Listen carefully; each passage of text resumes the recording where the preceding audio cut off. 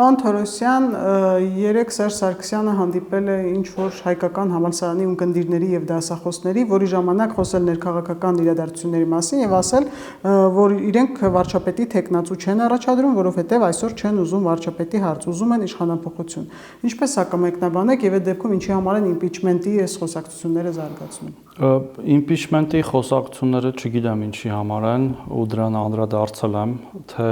այս կաբինետից եթերով, թե հարցազրույցի ժամանակ ինձ թվում է ավելի շատ դա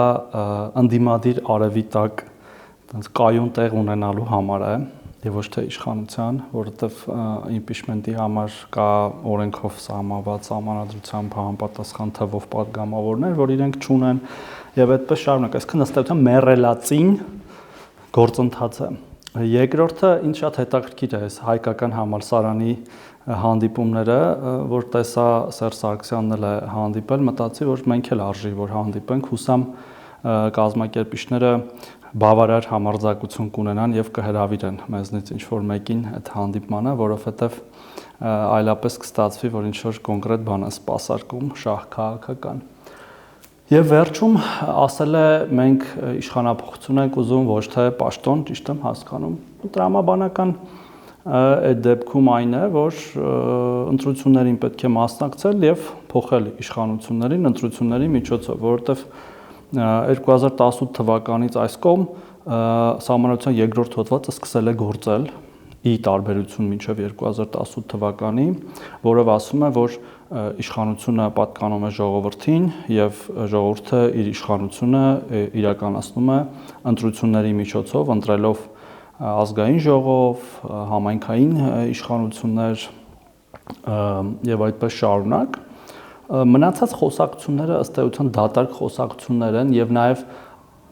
փորձն է ցույց տվել, որ դատարկ խոսակցություններ են, այսինքն մենք հիշում ենք թե 21 թվականի ընտրություններից առաջ այդ իշխանափոխության շարժումները, թե աշուն, գարուն սրացումներով 2021 թվականի ընտրությունից հետո տեղի ունեցող իշխանության շարժումները որևէ արդյունք չտվեցին ու շատ պարզ պատճառով, որովհետև գործում է այլևս իշխանություններ ձևավորելու միակ լեգիտիմ մեխանիզմը ընտրությունները։ Երբ որ ընտրությունները չեն գործում, իշխանություններ փոխելու այլ օրինական ոչ բռնի մեխանիզմները կրկին լեգիտիմ են դառնում, ինչպես մենք ունեցանք 2018 թվականի Թավշյա հեղափոխության ժամանակ, բայց երբ որ ընտրությունները գործում են, ժողովուրդը շատ լավ հասկանա, որ ինքն է ընտրել այս իշխանությանը, անկախ նրանից փողոցում կհավաքվի 1000, 5000, 10000 կամ 20000 քաղաքացի, այդ մեր քաղաքացիները իրենց բողոքով հանդերձ, որոնց էլի բոլորին սիրում հարգում ենք, անկախ նրանից, որ մեր դեմ են, ներկայացուցչական չեն, հասկանում եք, այդ քաղաքացիների ձայնը, ներկայացուցչականը ընտրությունների միջոցով ստացած քվեն է, եւ եթե որևէ քաղաքական ուժ կլինի Սերժ Սարգսյանի ղեկավարած քաղաքական ուժը, մեկ ուրիշների ղեկավարած ուժը ուզում են իշխանություն փոխեն Հայաստանում, դրա համար կլինի ընտրություններ, թողան մասնակցեն, այսպես ասած մրցեն եւ ժողովուրդը կորոշի թե ով է լինելու Հայաստանում իշխանություն, մենք էլ մասնակցելով էլի ընտրություններին վստահաբար ասում եմ, որ հաղթելու ենք դրանք, որտեղ մեր ժողովուրդը շատ լավ հասկանում է ով է եղել եւ ով կա, նաեւ շատ լավ հասկանում է ծրագրերի տարբերությունները, անկախ նույնիսկ անձերից, թե որ քաղաքական ուժը ինչ է առաջարկում մեր ընտրողներին, օրինակ ինչ են առաջարկում Սերժ Սարգսյանի, Ռոբերտ Քոչարյանի ղեկավարած ուժերը։ Ըստ էության, բացի կենացներից ոչինչ, որտեվ որևէ հարց, որը ուղղվի նրանց այդ կենացի բացատրությունը տալու, մնում է անպատասխան։ Ինչ որ դատարկ բառակապակցություններ, դատարկ բառից բուն իմաստով մի անգամ անդրադարձել եմ այդ բառակապակցություններին, երբ որ ՀՀԿ-ի հիմնադրման ինչ որ միջոցառման ժամանակ էր ելույթ ունեցել, իմաստ չկա նորից անդրադառնալու։ Սերժ Սարգսյանը խոսել է նաև Ռոբերտ Քոչարյանի մասին, ասել, որ նրան թշնամի չի համարում, ապրիլի 24-ին էլ ասել էր, որ հանգիստ թողեք նրան։ Ստացվում է, որ այդ ամիսներ շարունակ տևող միմյանց թիմերի միջև փոխհրաձգություն արհեստական էր։ Չգիտեմ, ինձ շատ չի հետաքրքրում, կարծում եմ շատ մեզ էլ չի հետաքրքրում, ժողովրդին էլ շատ չի հետաքրքրում, բայց ոնց կարան իրանք լինեն թշնամի, օրինակ միասին մարտի 1 անելով, մեկը վարչապետ, մեկը նախագահ այդ պահին, դրանից առաջ մեկը նախագահ, մյուսը պաշտպանության նախարար, տարբեր այլ պաշտոններ զբաղեցնելով եւ այդ տարիների սեփականության վերաբաշխումը, մարդկանց կուլակա, այսինքն բանը ունեզրկումը, ինչ որ բիզնեսներ խլելը, տարբեր փայեր մտնելը, այդ ամենը միասին են իրենք արել, ոնց կարան իրանք լինեն թշնամի, այսինքն բնականորեն նրանք չեն կարող լինել թշնամիներ։ Ուրիշ բան, որ կարող է թիմերի անդամները ինչ որ բաներ ունեն կիսելու իրար մեջ, դες փորձում են իրար կծմծել, այսպես ասած, բայց լուրջ չի էլի այդ ամենը։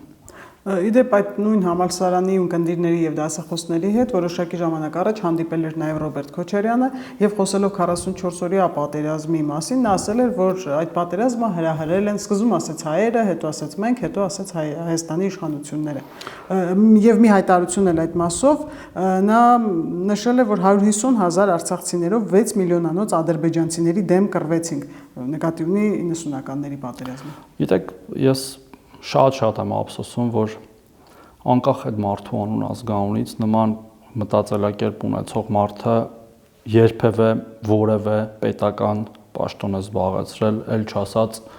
նախագահ, մինչև այդ վարչապետ, մինչև այդ Լեռնային Ղարաբաղում նախագահ, դա պարզապես թյուրիմացություն է, պարզապես այդ մտքերը։ Պետականության հետ որևէ աղերս չունեցող մտքեր են։ Այսինքն ինչքան դատարկ պետքա լինես, որ տես բաներ ասես, էլի 150,000-ը 6 միլիոնի դեմ։ Հայաստանի Հանրապետությունը իր հազարավոր զոհերով, իր տնտեսական, ինչ ասեմ, միլիարդանոց աջակցությամբ, երբ որ ստեղ շատ ծրագրեր չէին արվում, բայց այդ գումարները ուղղվում էին Լեռնային Ղարաբաղում, թե պաշտպանական եւ թե նաեւ տնտեսական հարցեր լուծելուն։ Ինչ վերաբերում է պատերազմը մեր կողմից հրահարելուն, հա Ալիևն էլ է նույն բանը ասում եւ փաստացի տենց կոմունիստական հին անցյալով իրար կապված լինելով, տենց համատեղ սինխրոն ծափ են տալիս այդ բանի վրա եւ ենթադրում եմ ինքը նաեւ ուրախ է, որ մենք պարտվել ենք այդ պատերազմում, որովհետեւ ձեռքերը փորձեցին տաքացնել այդ կրակի վրա, շագանակներ հանել, հա, այդ կրակից, որը իհարկե մեր ժողովրդի իմաստության շնորհիվ չստացվեց։ Նայեք, որևէ մեր քաղաքացի, որ ուզում է, որ Հայաստանի Հանրապետություն լինի անկախ եւ ինքնիշխան, չի կարող ընդունել նման գաղափարներ, ասում եմ, ցավոք սրտի Հայաստանում նախագահի պաշտոն զբաղեցրած անձից, ինչքան ուզում է հետո սրբագրեն, ինքը տենց է մտածում, հասկանում եք, երբ որ առաջի բանը քո մտքից դուրս է գալի, հետո ինչ որ падգամավորներ, բա ինքը նկատի չունեցե Հայաստանը, ինքը նկատի չունեցե հայերին, ինքը նկատի ունեցե Հայաստանի իշխանություններին, բացարձակ կարևոր չէ, հետո իրանք դա ինչ են, հետո իրենք ինչ են ասում։ Մարդը ատում է Հայաստանի Հանրապետությունը, հասկանում եք, ի սկզբանե ատել է եւ շարունակում է ատել։ Ինքը միայն չի ատում, ենթադրում եմ Էգեյան ծովում տարբեր կղզիներ, ինչ որ հետաքրքիր այլ ձեռնարկություններ, որ հիմա իրանց ընտանիքը դեռևս ղեկավարում է, հուսով եմ կարճ ժամանակ։ Դա իրանց ընդհանուր միով բանիվ տենց մտածելակերպը եւ այն փուչիկը, որի մեջ իրանք ապրում են։ Մամուլում նաև տեղեկություններ եղան, որ Կրեմլում Հայաստանի հետ հարաբերություններն այսուհետ համակարգելու է Ռուսաստանի նախագահի աշխատակազմի ղեկավարի տեղակալ Սերգեյ Կիրիենկոն։ Ինչ սպասել այս ամենից։ Անկեղծ ասած, որ այլ երկրի ներքին ինչ-որ որոշումների մասով տենց մեկնաբանելու բան չկա, հիմա Սերգեյ Կիրիենկոն է համակարգում, ինչեւ չգիտենք էլ ով է համակարգում կամ ով է համակարգելու, հիմա ասենք օրինակ նույն տրամաբանության, որ ասենք Հայաստանի արտաքին գործերի նախարարի տեղակալ այս մեկը կամ մյուսը վերցրել է եվրոպական ուղղությունը կամ ամերիկյան ուղղությունը կամ հարևանությունը, դրանից ինչ է փոխվում, ոչ մի բան, no comment, Մեր համար շատ բան չի փոխվում, անկեղծ ասած։ Այդ տեղեկությունը ուշագրավ է այնքանով, որ տեսակետ է հնչել, որ Հայաստանը առաջիկայում գտնվելու է հիբրիդային հարձակումների թիրախում եւ ինքը հենց այդ ինֆորմացիոն բլոկն է ավելի շատ։ Հայաստանը շատ վաղուց գտնվում է հիբրիդային հարձակումների թիրախում, որին անմասն չեն ցավոք սրտի նաեւ մեր ավանդական դաշնակիցները, ել չեմ ասում մեր հարևանները, հակառակորդները։ Չեմ կարծում, որ այդտեղ ինչ-որ նոր բան կա, կարծես թե արդեն սովորել ենք այդ հիբրիդային ռեժիմին, մենք էլ որպես այս բային կառավարող մեծամասնություն, մեր ընտրողներն էլ շատ լավ հասկանում են, հատկապես որ այդ մեր ավանդական դաշնակիցները այդպես էլ չսովորեցին իրենց դաշնակիցների հետ աշխատել, եթե պարոն Կիրիենկոն ավելի փորձված է այդ առումով դրական իմաստով ուրախ կլինեմ, եթե չէ ունենք այնինչ ունենք։ Եվ 2026 թվականից առաջ ներքաղաքական ինչ զարգացումներ եք կանխատեսում, նաև նախորդ շաբաթ տեսանք ինչ տեղի ունեցավ падգամավոր Վահագն Ալեքսանյան Մայրիկի հետ։ Տեսեք, նախ ես նորից դատապարտում եմ այդ ամեն ինչը, մեր գործընկերոջ Մայրիկի նկատմամբ տեղի ունեցած եւ ցանկացած մեր քաղաքացու, հատկապես տարեց քաղաքացու նկատմամբ, բայց այդտեղ շատ ուշագրավ բան կար, որի մասին էլի ասել էի, հիմա էլ կրկնեմ։ Տեսեք, պարոն Ալեքսանյանի մայրը ըստ էության խիստ քաղաքական խոսակցություն էր վարում իրենց այլ քաղաքական դիրքորոշում ունեցող քաղաքացիների արտահայտած ինչ-որ ակցիայի շրջանակներում, հա, այսինքն նրանք մի բան էին ասում, կարող է լինել մեկ այլ քաղաքացի եւ դրանում է ժողովրդավարություն ստեղծեն։ Եվ պարոն Ալեքսանյանի մայրը օրինակ հստակ ասում է, չեք ուզում Նիկոլ Փաշինյանին, ոչ մի խնդիր չկա, դա ձեր իրավունքն է։ Գնացեք ընտրություններին, ընտրեք ուրիշ տեխնացուի, ինչը որ մենք ենք ասում։ Այսինքն ըստ էության ոնց ասեմ, դասագրքային ճշմարտություններ էր ասում, քաղաքագիտական, հա, որը նույնիսկ հարգանքի է արժանի, որ մեր քաղաքացիները այդպես են մտածում, դա հասկանալի է, պարոն Ալեքսանյանի մայրը ավելի քաղաքականացած էր, բայց որևէ վիրավորանք այդ քաղաքացիների հասցեին, որ այդտեղ կանգնած էին։ Հա, արտահայտվեց Սերժ Սարգսյանը Ռոբերտ Քոչարյանի մաս եւ ասաց, որ ինքը իրան ժամանակները լավ է հիշում, տուժված է իրանցից եւ էլի ըստ էության քաղաքական գնահատական ու ինչ ենք մենք լսում ի հակադրություն այդ քաղաքական գնահատականը լուտանքներ, ինչ որ անհասկանալի վայրի գորգորոցներ, բաներ, ճնշում հոգեբանական, հա, որ տենց մոտավորապես գնա ինքը տեղից եւ սա բնորոշում է այդ ուժի բովանդակությունը կամ ուժերի, հա, այսինքն բովանդակա զուրկ քաղաքականապես տկար սնանկ ուժեր են, որ ունակ չեն նույնիսկ արձագանքելու քաղաքագիտական մտքին։ Նույնը մենք ստեղ ենք տեսնում իհարկե ազգային ժողովում, բայց շատ լավ է, որ վատ է, որ այդ միջադեպը եղավ, բայց լավ է, որ դա